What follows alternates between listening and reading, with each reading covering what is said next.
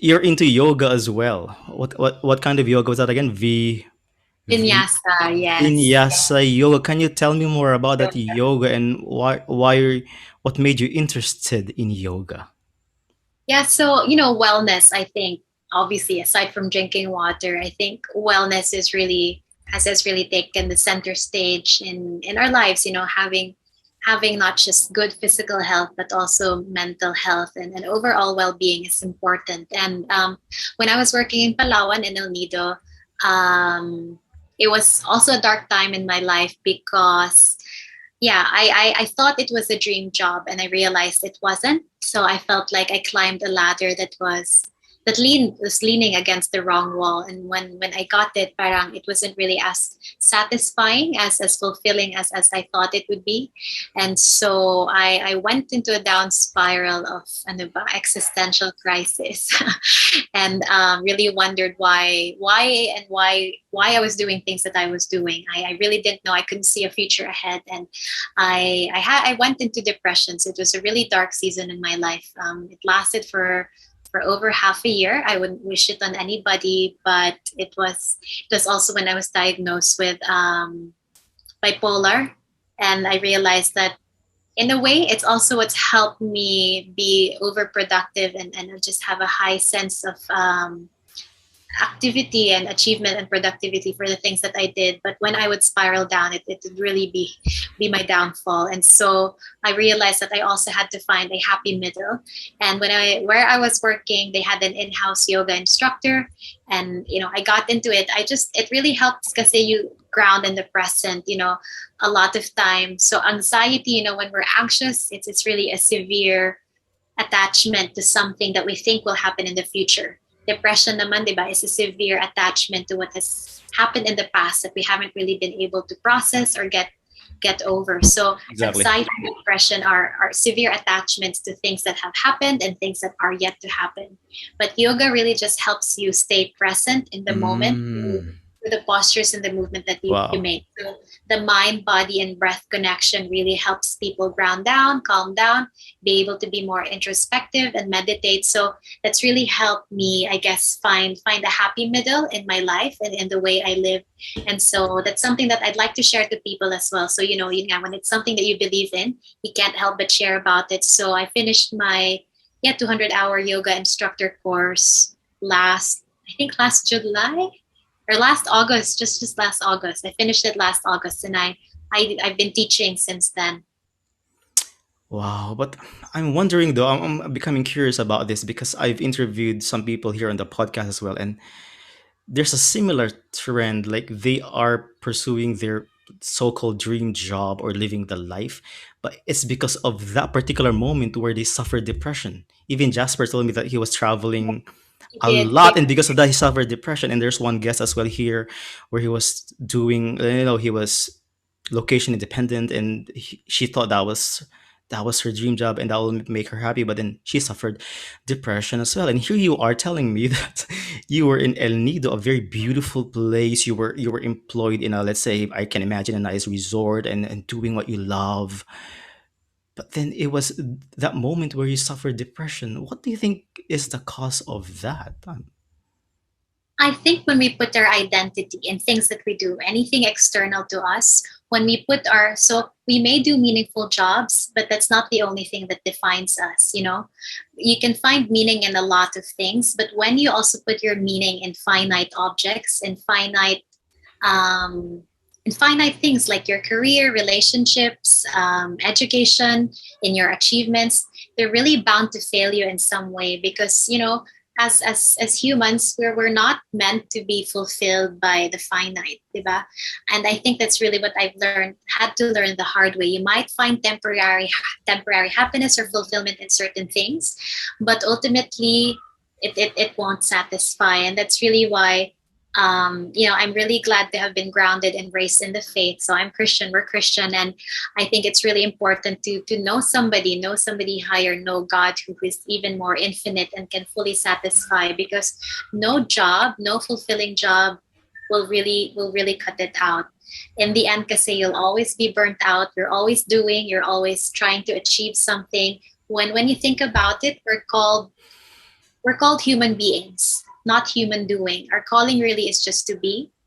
And when we find ourselves really, get in touch with us ourselves and the infinite, and not just fix or find our identity in the things that we do or in relationships we pursue, I think that's where we'll be most happy. So I've also learned that I'm not really supposed to do everything. I like what I do. I like providing people with access to clean water, but I'm just a small piece of the puzzle, and I'm not really meant to be doing everything and burning myself out. Wow. A lot of deep conversation here. A lot of things that we can quote from you. We can tweet that one. Yeah, and you've mentioned achievement because a lot has been said of tying our purpose to material things, to wealth, to money, that will lead to Mostly. unfulfillment, or depression, or to being not happy. But then a little has been said that it's not just about money or wealth or material things, but also achievement. Like people are saying, oh, because you're pursuing money, you're not going to be happy, or you're building an empire or something. But then it's not just about money, but also achievement. Like some people, you have to achieve this, this, and this, and thinking that we will be happy because of that. But then at the end of the day, you achieve that one, then you would want to achieve more. So I think it's not just about material things. It's also the culture of having to achieve, oh, you should also always be productive, especially in the West. Like you should always be busy, always be efficient and productive. That if you kind of just relax and have slow living, it's kind of like people feel guilty.